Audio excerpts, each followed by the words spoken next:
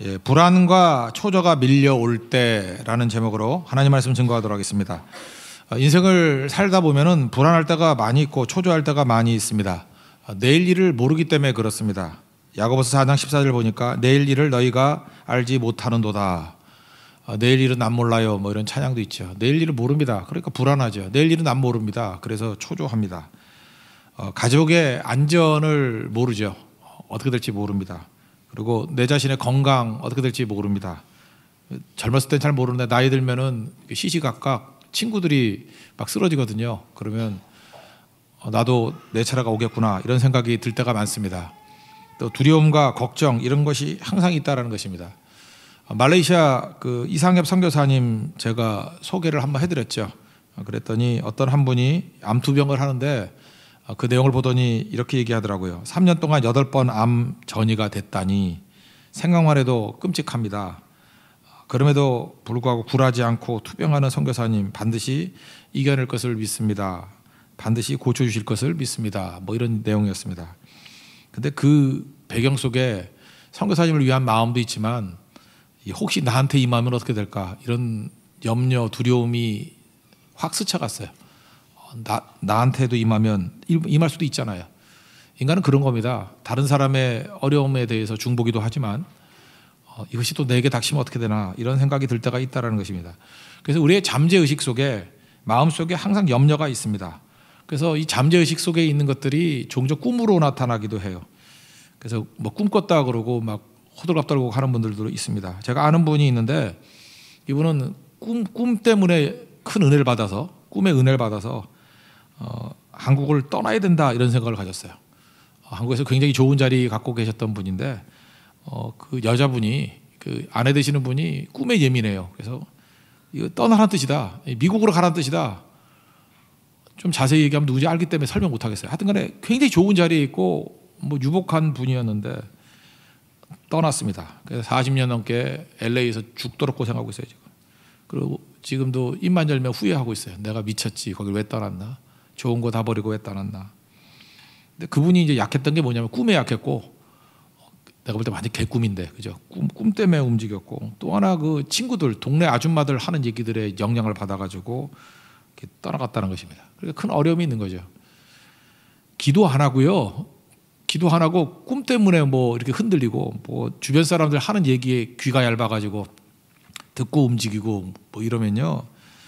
여러분 인생에 큰 어려움 당하게 된다는 것입니다. 또 세상 사람도 그런 얘기 하잖아요. 뭐 두려워하지 말라. 마인드 컨트롤이 중요하다. 뭐 긍정적인 사고를 해라. 잠깐만 이런 얘기를 하면은 특별히 이렇게 지식인들은요. 자기 자신의 지성을 희생할 수 없다. 말이 되느냐? 왜 저런 얘기에 마음이 약해지느냐? 나는 지적 자살을 할 수 없다. 그래서 지성의 힘으로 이겨나간다. 그러면서 또 버티는 경우도 있다라는 것입니다. 하여튼 간에 우리 주변에 그 기도 없이 그냥 엉뚱한 방향을 가지고 이렇게 불안과 초조를 이겨내려고 하는 것들이 되게 많다라는 거예요. 그래서 불안한 감정을 대체하는 것들이 여러 가지가 있는데 그 중에 하나가 돈입니다. 불안한 사람 중에 좀 그래도 양식이 있다 그런 사람들은요. 열심히 돈 벌자. 그래서 이런 불안과 초조를 다 잊어버리자 이렇게 생각할 때가 많이 있다는 것입니다. 돈이면 다 된다. 오늘 신명기 11장을 보니까 그 애굽적 삶이 나오죠. 애굽적 삶과 그 다음에 가나안적인 삶. 애굽의 삶은 평지고 강이 있고 삼각주기 때문에 발로 펌프질하면은 농사 지을 수 있는 곳이에요. 애굽적 삶은 내가 노력하면 되는 거예요. 노력해서 돈 벌자. 그것이 내게 안정을 준다. 가나안은 산과 골짜기가 있는 곳이고 비를 흡수하는 땅이에요. 하나님이 때에 맞춰서 이른 비와 늦은 비를 주시지 않으면 농사가 안 되는 곳이에요. 그래서 하나님만 철저히 의지하면 하나님이 책임져 주시고 곡식 거두게 하시고 먹여주시고 안전을 주시는 땅이에요. 그러니까 우리를 불러서 가나안으로 가게 만들었다는 것은 철저히 하나님만 의지하라는 거죠. 근데 돈 의지하는 사람은 애국적 삶을 사는 것입니다. 근데 애국적 삶은 힘이 없다 그랬죠. 그냥 평상시에는 잘 모르는데 결정적일 때 내가 불치병에 걸렸어요. 돈이 무슨 소용이 있어요. 내가 인신구속의 위기에 놓였어요. 대한항공 가문 같은 데 보세요. 이렇게 막 죽이려고 그러니까 피할 길이 없잖아요. 그럼 못 느끼세요? 그리고 가정이 산산조각이 나요. 돈 갖고 이게 회복이 되나요? 관계가 다 깨져버리는데. 그래서 인생에서 가장 중요한 것은요. 돈으로 안 돼요. 돈이면 다 될 것 같이 보이죠. 진짜 중요한 건 돈으로 하나도 안 된다고. 애굽적 삶은 위기 상황이 오면 아무것도 아니에요. 그냥 박살나버립니다. 그러니까 돈으로 대체해서는 안 되겠죠. 기도하는 것을 돈으로 대체해서는 안 되겠죠. 모든 일에 기도로 그랬는데 돈으로 대체해서는 안 된다고요. 또 어떤 사람은 위신과 평판과 뭐 명예 이런 걸로 이렇게 포장할 때가 있어요. 그 예수 믿는 사람 가운데 특별히 도덕론자들 있지 않습니까? 겉만 되게 잘 꾸미고 경건하게 보이는 분들, 그리고 이렇게 의인인 분들 있죠. 매사에 어떤 의견을 개진하는데 옳은 말만 하시고, 그죠? 이런 분들이 있지 않습니까? 그러다가 이제 자기가 어려움을 당해요. 뭐 죽을 병에 걸렸다든지 뭐 환경에 어려움이 있으면은 아득해져요. 저는 그런 분들을 이렇게 자주 보는데, 남에 대해서 이렇게 막 감나라 대추나라 막 하다가 자기에게 이렇게 위기가 오면은 부들부들 떨고, 또 어떤 분은요 끝까지 허세예요. 마치 자기는 뭐 초연한 척. 조금 지나 보면요 박살이 난다고. 빨리 깨달아야 되죠. 하나님, 내가 남 쳐다보다가 나를 쳐다보지 못했습니다. 내가 얼마나 큰 죄인인지를 몰랐습니다. 지금 내 코가 적자인데 딴 사람들 훈수 돋고 있었습니다. 하나님, 나를 불쌍히 여겨주세요. 나는 죄인입니다. 주님 없으면 살 길이 없습니다. 내 입술로 범죄했던 것들을 다 용서해 주시고, 교만함을 꺾어 주시고, 남 정죄했던 것들을 보혈의 피로 씻어 주십시오. 내가 잘못했습니다. 내가 죽을 죄를 졌습니다. 이래야 사는 건데, 겉멋이 있으니까요. 겉멋은 관성의 법칙에 있어서 꽤 가거든요. 여러분 혹시라도 이 겉멋이 있는 분들이 있으면 빨리 깨져야 돼. 이걸로 우리 불안과 초조 유지 못해요. 기도 외에 이런 허세 갖고 우리를 버틸게 만들 수 없다라는 것입니다. 또 어떤 분들은 위기 오면요 초조하고 불안해지면 위원회 만들어요. 나 제일 웃기는 게 무슨 위원회 만드는 사람들 보고 되게 웃겨요. 위원회 만들면은 인간이 만든 지혜의 힘으로 풀리나? 아니, 문제가 있으면 엎드려 기도를 해야지. 문제가 생기는데 위원회를 만들면 어떻게 해? 연구소 만들면 어떻게 해? 난 그런 사람을 좀 연구하고 싶어요. 그죠? 어떻게 저런 사람들이 다 있나? 그걸로 안 돼요. 또 초조하고 불안한 걸 교육으로 된다고 생각하는데, 여러분 교육으로 다 되는 거 아니에요. 인간이 얼마나 악한 존재인지 아십니까? 아무리 교육해도 안 돼요. 아무리 교육해도 어떤 때 한 방으로 깨지는 경우가 있어요. 제가 아는 어떤 장로님이 있는데, 이분은 가정교육 되게 잘 시켰다고 생각하시는 분이에요. 근데 자녀가 셋이 있는데 셋 다 막 가는 인생이에요. 근데 모르는 거야 그거를. 근데 한 애가 들통이 났어. 근데 하나가 들통이 난 것을 못 견뎌 하시다가 암 걸려서 죽었거든요. 제가 차마 2번 3번 이야기를 못했어. 하면은 졸도할까 봐. 이분 프라이드가 얼마나 대단한지 알아요? 교육은 나만큼 잘 시킨 사람이 있어? 이런 거예요. 그죠? 신앙교육 나보다 잘 시킨 사람이 있어? 다 무너지잖아요. 그 인간의 자부심을 하나님 별로 좋아하지 않는 것 같아요. 두렵고 떨리는 마음으로 서야죠. 내가 교육을 해봐야 얼마나 하겠어요. 하나님이 은혜를 주셔야 되는 거지. 하나님이 붙들어 주셔야 되는 거지. 나는 그 자식에 대해서 너무 자신만만하게 얘기하는 사람들 보면은, 야, 참 용기가 대단하다 이런 생각을 가져요. 아직까지는 우리 두 자녀들 뭐 막 가는 데를 안 갔잖아요. 여러분 아다시피, 그죠? 그래도 저는 자신 못해요. 어디로 갈지 알아요. 불쌍히 여겨주세요. 은혜 주세요. 또 딸이 둘이나 있는데 목사의 딸 그로 책 쓰면 어떻게 해요? 그죠? 그래서 저는 항상 겸손해요. 주님, 쟤네들 제발 책은 안 쓰게 해주세요. 그죠? 그냥 너그럽게 해주세요. 뭐 어떻게 될지 모른다고. 그죠? 이게 자녀들이 더 어떻게 큰 소리를 쳐요. 그냥 예수 잘 믿게 해주세요. 그냥 흔들리지 않게 해주세요. 하나님께서 은혜 부어 주십시오. 뭐 공로 없습니다. 주님 은혜와 축복 아니면 살 수 없습니다. 그러고 사는 거죠. 근데 이게 불안과 초조를 교육으로 되는 줄 알고, 위원회로 되는 줄 알고 뭐 이런다고요. 또 어떤 사람은요 타협으로 되는 줄 알아요. 그래서 인간끼리 충돌이 일어나니까 협상 잘하고 타협 잘하면 문제가 해결될 것이다. 협상을 못해서 뭐 깨지나? 인간끼리 힘을 아무리 합쳐봐야 하나님이 훅 불어버리면 다 날아가 버리는 거라고요. 기도 안 하고요. 기도 안 하고 돈 의지하고, 기도 안 하고요. 뭐 위신이나 이런 뭐 허세 이거 의지하고요. 기도 안 하고요. 위원회 만들고, 기도 안 하고요. 뭐 교육에 뭐 핵심을 둔다 그러고, 기도는 안 하고 인간끼리 타협한다고. 이게 다 대체물들인데 말짱 소용없어요. 말짱. 중요한 게 뭐예요? 나를 돌보시는 하나님께 나아가는 거죠. 오늘 7절 8절 다시 한번 읽어볼게요. 6절 7절이죠. 아무것도 염려하지 말고 다만 모든 일에 기도와 간구로 너희 구할 것을 감사함으로 하나님께 아뢰라. 그리하면 모든 지각에 튀어난 하나님의 평강이 그리스도 예수 안에서 너희 마음과 생각을 지키시리라. 나를 돌보시고 나를 도와주시는 분이 계신다는 거예요. 그분이 누구예요? 하나님이시죠. 그러니까 하나님께 나가서 기도하는 거예요. 모든 일에 기도와 간구로 너희 구할 것을 감사함으로 아뢰라. 이거 왜 답 없다라는 거예요. 우리 불안과 초조함 그런 거 있을 때요, 염려하지 말고 모든 일에, 뭐 예외가 없어요. 모든 일에, 우리 인생의 모든 일이 다 불안하고 초조해요. 인간이기 때문에 모든 일에 기도와 간구로 너희 구할 것을 감사함으로 하나님께 아뢰라고. 이거 왜 답 없어요? 이거 하는 사람들은 승리하고 이거 없으면 넘어지게 된다는 것입니다. 베드로전서 5장 7절 보면요, 너희 염려를 다 주께 맡기라. 이는 그가 너희를 돌보심이라. 이게 가족같이 여긴다 그런 뜻이에요. 우리가 주님께 염려를 다 맡기면요, 하나님께서 우리를 가족같이 여기시면서 돌봐주신다는 거예요. 그리고 우리가 구하기 전에 아신다 그랬잖아요. 그 염려에 관한 말씀이 마태복음 6장에 나오는데 8절에 구하기 전에 너희에게 있어야 할 것을 하나님 너희 아버지께서 아시느니라. 나보다 나를 더 잘 아시는 주님. 그래서 주님께서 아신다는 거예요. 그래서 하나님께 가지고 나가야 돼요. 생각 갖고 되면 안 되고요, 하나님께 기도해야 된다고요. 주님께서 우리의 모든 것들을 준비하시잖아요. 요한복음 14장 11절을 보니까 너희는 마음에 근심하지 말라. 하나님을 믿으니 또 나를 믿으라. 그리고 내 아버지 집에 거할 곳이 많도다. 내가 아버지 집에 먼저 가서 뭐 한다고요? 거처를 예비하러 가노니. 그러니까 예수님은 어떤 분이에요? 미리 준비하시는 분이에요. 여호와 이래 돌보시고 앞서가시고 보살피시고 인도하시고 우리를 불쌍히 여기시고 건져주시고. 그러니까 뭐 기도에 답이 어디 있겠어요? 그러면 승리하는 거죠. 우리 마음의 평강을 얻는 비결이 뭐냐? 마음 평강, 잠도 잘 자고 불면증 같고요, 평화한 거, 문제를 부인하는 거 아니고요, 하나님께 맡기는 거예요. 마음의 평강은 하나님께 맡기는 거예요. 그 문제가 없다라고 이렇게 마인드 컨트롤하면서 부인하는 게 아니라 하나님께 맡기면은 평강이 와요. 그래서 7절에 그러잖아요. 모든 지각에 뛰어난 하나님의 평강이 그리스도 예수 안에서 너희 마음과 생각을 지키시리라. 그러니까 마음에 번민이 있고 초조하고 불안한 이유는 기도가 없기 때문에 그래요. 기도가 부족하기 때문에.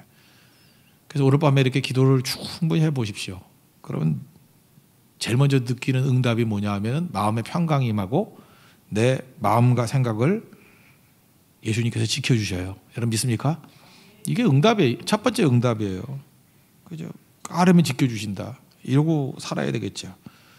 그러므로 기도 없는 사람들은요, 다 불안하고 초조한 사람들이고요, 기도 없는 사람들은 이를 그르치는 사람이라는 것입니다.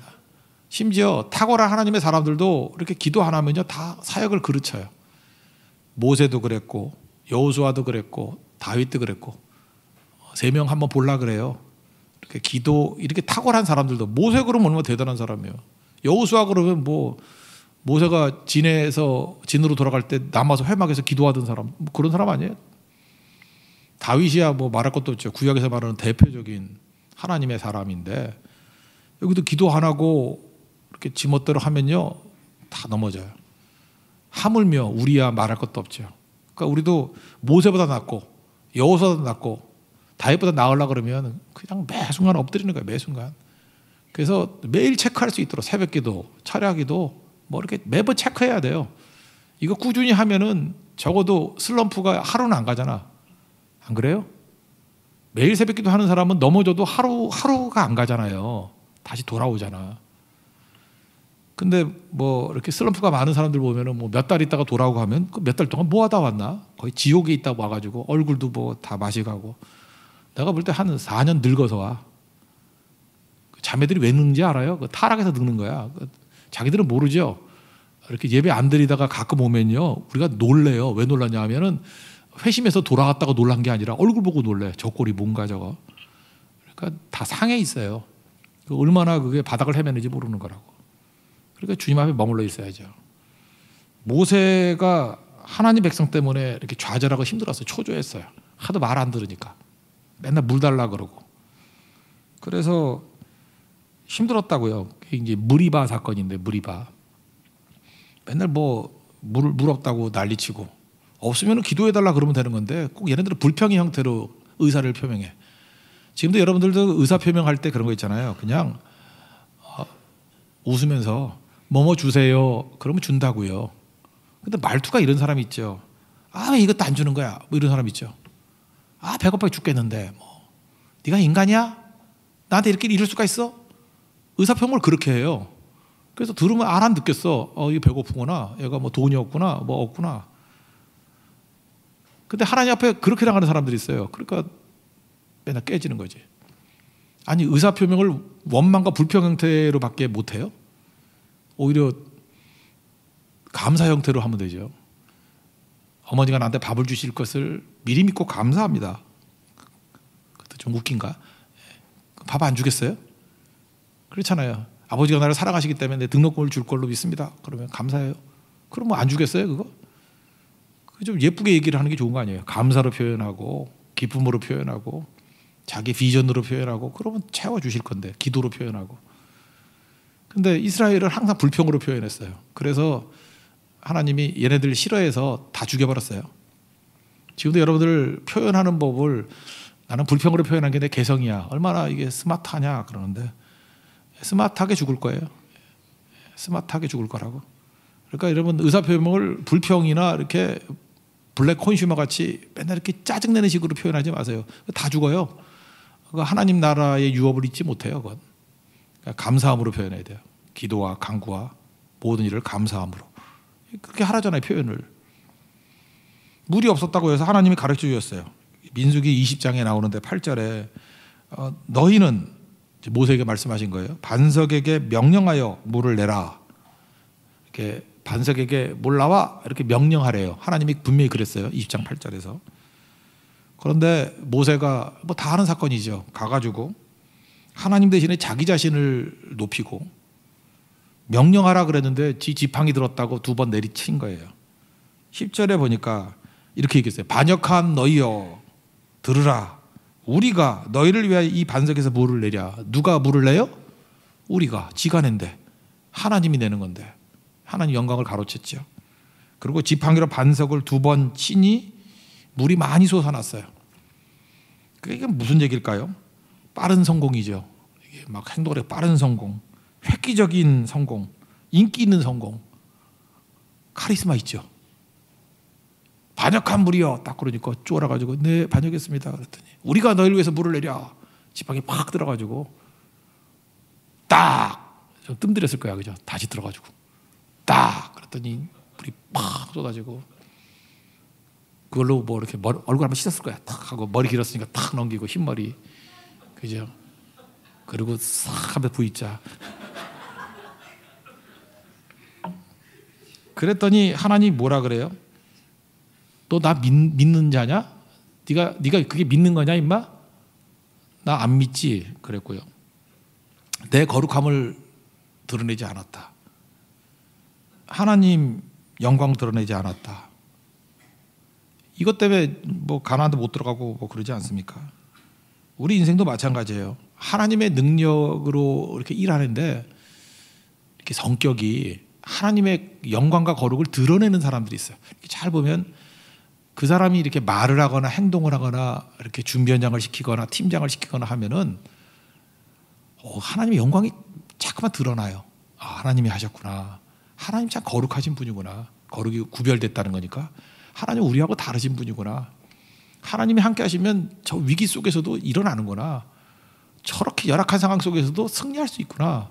그래서 그분을 보면은 하나님의 거룩이 드러나고 하나님의 영광이 드러나요. 그러면 끝까지 가요, 그런 사람은. 근데 어떤 사람은 뭘 시켜놓으면요, 뭐 이루긴 이루어요. 성공을 하고 승리를 이루고 열매를 거두긴 거두는데 그 맨날 지가 한 것 같아. 그죠? 봐라, 뭐 나 없으면 되는 일이 있냐, 뭐 그러고. 역시 카리스마 있죠. 역시 제가 이렇게 충성하니까 1인 5역하죠. 제가 이 교회의 기둥이죠. 그래요. 뭐 틀린 얘기도 아니에요. 다 맞는 얘기거든. 근데 하여튼 하나님이 가나안 갈 때 얘는 안 데려간다고. 그러고 끝나요. 뭐가 없어요? 엎드림이 없어요. 기도가 없어요.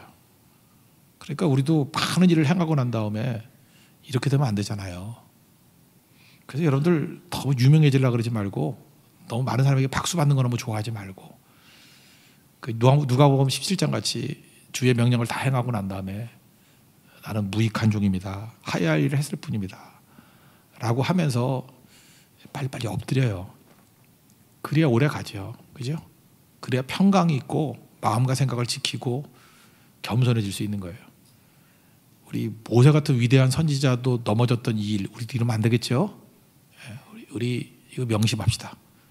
모든 일에 기도와 간구로 우리 구할 것을 감사함으로 하나님께 아뢰는 종들 되길 원합니다. 또 하나 예를 든다 그러면 여호수아죠. 여호수아도 그랬던 것 같아요. 여호수아는 그 여호수아 9장에 나오죠. 기브온 족속이라고 이게 항복을 한 거예요. 원래 다 멸절을 시키라 그랬는데 바로 옆에 있는 동네에 있는 애들인데 멀리서 온 것 같이 이렇게 쇼를 했어요. 막 음식도 이렇게 빵도 굳어져 있고 뭐 옷도 낡아져 있고 곰팡이 쓸어 있고. 그러니까 그거 딱 보니까 어때요? 멀리서 온 것 같다고. 그래서 협약을 맺었어요. 동맹하기로. 근데 성경은 뭐라고 얘기하냐면 여호수아 9장 14절에 우리가 그들의 양식을 취하고는 어떻게 할지를 여호와께 묻지 아니하고 asked not 기도하지 않았다예요. 기도하지 않았다. 그래서 깨지잖아요. 원래 여호수아는 기도하는 사람인데 출애굽기 33장 11절 보니까 모세는 진으로 돌아갔지만 눈의 아들 젊은 수종자 여호수아는 회막을 떠나지 아니하더라. 그래서 여호수아 된 건데 그렇게 기도 많이 하는 분이 겉모습 보고 겉에 보이는 모습 의존해가지고 그냥 급하게 결정한 거예요. 나는 이런 거 보면서 느낌이 올 때가 그래요. 우리 자매들 뭐 형제 이렇게 메모 보고 막 급하게 결정하는 사람 있죠. 와, 키 185, 와 잘생겼고, 와 집안 좋고 명문대 나오고, 와 그래서 그만 보고 하나님께 묻지 아니하고 결정을 해버려. 결혼. 그랬더니 나중에 왜 똥오줌을 못 가려. 이렇게 되는 경우 있잖아요, 그죠? 몰라요 그거? 그건 대표적인 예인데 나중에 결정지에 하자가 있는 사람이 돼버릴 수 있다고. 물어볼 것도 없어요. 이 여호수아 9장을 읽으면서 깨닫는 게 뭐냐? 겉모습 바라보고 이 정도면 만점이야 라고 묻지 않고 결정하면 망해요. 망한다고. 그래서 겉모습에 속으면 안 되고요. 또 물어야 돼요. 또 물어야 돼요. 하나님, 이놈이 겉이 너무 멋있는데 속은 빈 거 아니에요? 그죠? 수박도 살 때 두들겨 보고 사잖아. 속이 빛이 찼는지 안 찼는지. 물론 뭐 두들겨 봐야 소리를 들어도 뭔지 모르겠는데, 그죠? 그래도 한번 두들겨 보잖아. 어떤가 하고. 물어봐야 돼요. 하나님한테 물어봐야 된다고. 하나님께 물어보면 하나님께서 반드시 그거에 대한 답을 주셔요. 어떤 방향을 통해서든지. 그래서 하나님께 묻고 가야죠. 그게 제일 안전한 길이죠. 뭐 계약 맺을 때도 마찬가지고. 급하게 결정하지 마십시오. 여호수아 같은 사람도 기도하지 않을 때 실패를 보여주잖아요. 여호수아 9장에. 다윗도 마찬가지입니다. 사무엘상 24장 그 말년인데 교만해졌습니다. 그래서 자기가 왕으로 좀 괜찮아 보이니까 과시하려고 인구조사를 하게 만들었거든요. 목적은 과시욕이에요. 우리 얼마나 대단한가라고 하는 걸. 그 마음을 다윗의 부하들 가운데 제일 육적인 사람이 요압이거든요. 요압은 되게 육적이고 수단꾼이고 기회주의자고 그래요. 그러니까 영성이 바닥이에요. 다윗의 부하 가운데 제일 영성이 없어. 근데 영성이 없는 요압조차도 이상해요. 그래서 왕이시여 왜 그러십니까? 이거 하면 여호와 앞에 기쁨이 아닌데 왜 그러세요? 그런데도 불구하고 듣지 않아요. 그러니까 요압이 조언을 한 걸 안 들었다라는 것을 일부러 표현해 주는 이유가 뭐예요? 다윗의 영성이 얼마나 바닥이었으면 요압만도 못하다 그런 뜻이에요. 요압도 보는 거를 못 보더라. 육적인 요압도 보는 거를 모르더라. 왜요? 기도 안 하니까. 그래서 어떤 일이 벌어져요? 하나님께서 진노하셔가지고 하나님 객관식으로 징벌하시죠. 셋 중에 하나 골라. 7년 기근, 2번 원수에게서 석 달 동안 쫓기는 거, 3번 전염병으로 죽는 거. 그랬더니 여기서도 또 믿음이 있죠. 내가 맞아도 하나님께 맡겠습니다. 그랬어요. 여호와의 손으로 맡겠습니다. 이방인의 손으로 안 맡고 맞아도 여호와의 손에 맡겠습니다. 그럼 3번이지 뭐. 전염병으로 7만 명이 죽었어요. 지도자로서 얼마나 마음이 아프겠어요. 자기의 범죄로 말미암아 백성 7만 명이 죽었어. 왜 이런 일이 벌어지죠? 기도 안 하면 살인자 돼요. 이게 한두 사람 죽인 정도가 아니라 7만 명을 죽이는 살인자가 된다고. 그래서 지도자인데 여러분 기도 안 하는 지도자가 되면 양떼 다 죽이는 거예요. 기도해야 돼요. 엎드려야 돼요. 그래서 교만하지 않고 언제나 주의 길을 걸어가는 거, 그 일이 있어야 된다는 것입니다. 그래야 승리하는 거예요. 그러므로 우리가 어떻게 살아야 되느냐? 쉬지 말고 기도해야 됩니다. 매 순간마다 쉬지 말고 하나님 앞에 엎드리는 모습이 있어야 된다는 거예요. 케냐 선교사인 지금은 들어오신 것 같은데 이문미 선교사님이라고 계세요. 그분이 케냐 선교를 할 때 그러더라고요. 일마다 상황 파악이 안 되니까 외국인데 부족들도 만나고 막 이래야 되잖아요, 그죠? 도시에만 있는 게 아니니까. 그러니까 상황 파악도 안 되고 뭘 기도해야 될지도 모르겠더래요. 그래서 그때 당시에 제일 많이 기도했던 게 주여, 아버지 그러더라는 거예요. 우리 친할머니도 그랬던 것 같아요. 26살에 과부가 돼가지고 굉장히 힘들게 사셨잖아요, 그죠? 근데 우리 할머니 기도할 때 보면은 기도를 한번 들어가면 6시간 하거든요. 근데 6시간 하는데 내가 볼 때 한 4시간은 주여밖에 안 하는 것 같아요. 주여. 어떤 데는 주여를 10분 동안 끌더라. 주여. 내 기억에 한 4시간 주여만 하는 것 같아요. 아버지. 주여, 아버지. 이문희 선교사님이 그래요. 주여, 아버지. 이렇게 부르짖기만 해도 응답해 주시더라는 거예요. 이게 무슨 뜻이죠? 모른다는 거예요. 주여, 아버지 하는 이유가 뭐예요? 내가 지금 답답한데 뭘 구해야 될지도 모른다는 거예요. 멘붕이죠. 아무것도 판단 못합니다. 로마서 8장 26절 보니까 이와 같이 성령도 우리의 연약함을 아신다고, 도우신다고. 마땅히 기도할 바를 알지 못하지만 오직 성령이 말할 수 없는 탄식을 우리를 위해서 친히 간구해 주신다. 그 선교사님이 주여 할 때 성령이 간구해 주신 거예요. 아버지 할 때 성령이 간구해 주신 거라. 오늘도 여러분 너무너무 답답하고 힘들면 그냥 다 입으로 말하려고 그러지 말고 주여, 아버지 하세요. 어떤 분은 그러더라고요. 방언 기도가 뭐냐 그러면 방언 기도가 하나님 앞에서 응석이라고. 애들이 이러잖아요, 그죠? 아빠 안 그래요? 요즘에 다 커서 안 그러던데. 그게 응석이잖아요, 응석. 하는 거. 그게 응석. 하나님 앞에서 답답한데 표현을 다 못하는 거예요. 그런 게 방언이다라고 표현하는 사람도 있더라고. 답답해 죽겠는데 하나님 내 마음을 토합니다. 그게 방언이래요. 그런 요소도 있는 것 같아요, 보니까. 그죠? 방언. 쏟아붓는 거. 그거 응답해 주셔요. 누구든지 주의 이름을 부르는 자는 구원을 받는다 그랬잖아요. 예수님 하고 이름 부르라고요. 그게 기도예요. 초조하고 불안하잖아요. 그때 주여, 아버지 도와주세요. 불쌍히 해주세요. 그게 기도라는 것입니다. 그리고 기도를 안 한다 할지라도요, 내 마음에 하나님 말씀을 묵상하는 게 또 기도예요. 조금 전에 찬양했죠. 나의 입술의 모든 말과 나의 마음의 묵상이 주께 연락되기를 원하네. 그게 시편 19편 14절 말씀인데, 나의 반석이시요 나의 구속자이신 여호와여, 내 입의 말과 마음의 묵상이 주님 앞에 연락되기를 원하나이다. 입의 말은 뭐겠어요? 기도겠고. 근데 기도가 연락된다는 건 이해가 되는데 마음의 묵상도 연락이 된대요. 마음의 묵상이 뭐죠? 그 목자가 가져야 될 마음이 그거예요. 주님, 우리 양떼가 지금 질병으로 인해서 너무 어렵습니다. 지금 사방에 둘러싸인 고난 가운데서 어쩔 줄을 몰라합니다. 라고 하는 마음의 묵상. 그죠? 이게 하나님 말씀으로 도와주세요 하는 마음의 묵상. 하나님, 이 교회가 정말 400명 이상의 새벽 기도자로 날마다 1년 내내 채워지는 교회가 되기를 원합니다.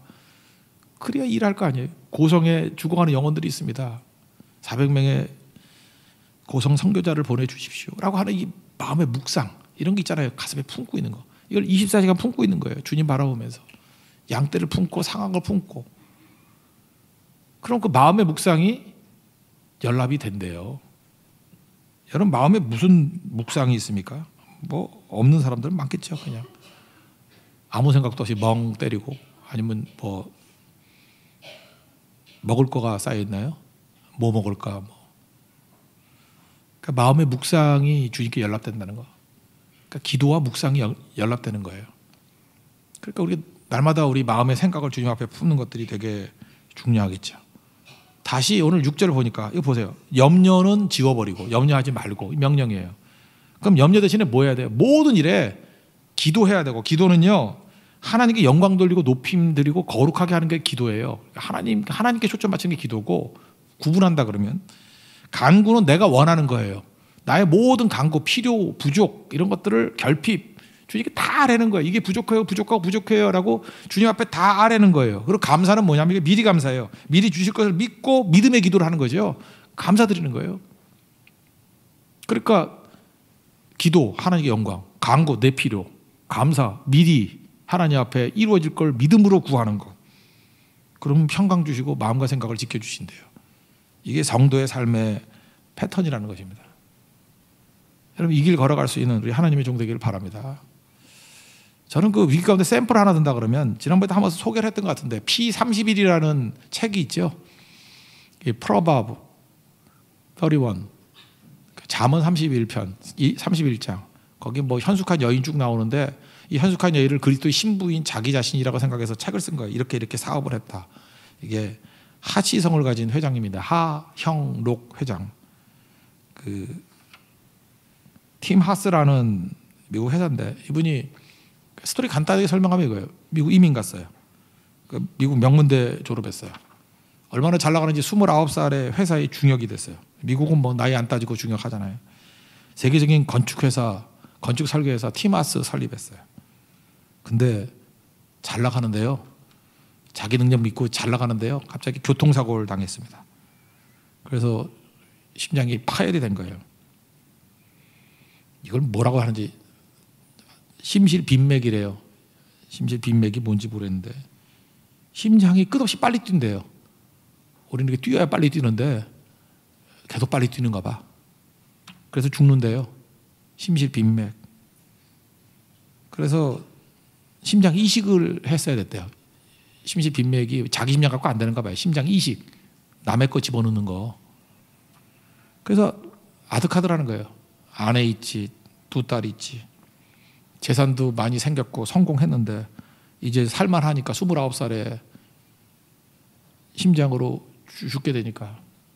그래서 그때 기도 배웠대요. 제 심장을 고쳐주세요. 심장을 고쳐주세요. 그래도 겉멋이 있었는가 봐.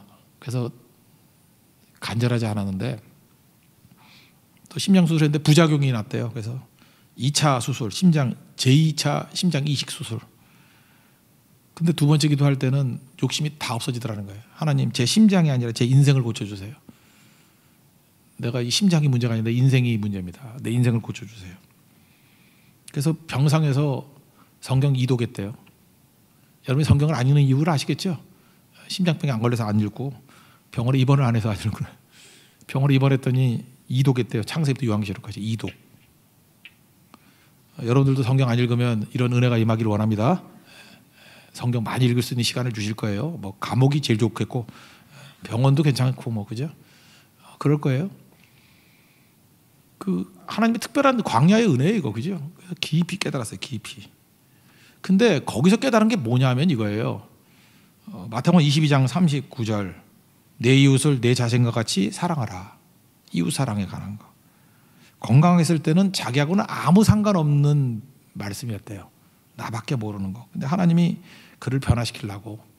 그러니까 나밖에 모르니까 아무리 성공해도 자기 성공이 허무한 거죠. 세상에 기여가 안 되는 거예요. 그러니까 이웃에게 아무 도움도 안 되고 내가 성공해봤자 이웃에게 아무 감동도 안 주고 세상에 아무 영향력도 없고 오직 나 지금도 그런 사람이 있죠. 뭘 기도를 하거나 뭘 해도 자기 영역 이상 확장이 안 돼. 나밖에 모르니까. 그거 깨져야 돼, 그 사람. 그거 잘못 믿는 거예요. 우리 제사장이잖아요. 왕 같은 제사장이잖아요. 하나님을 위해서, 이웃을 위해서, 남을 위해서.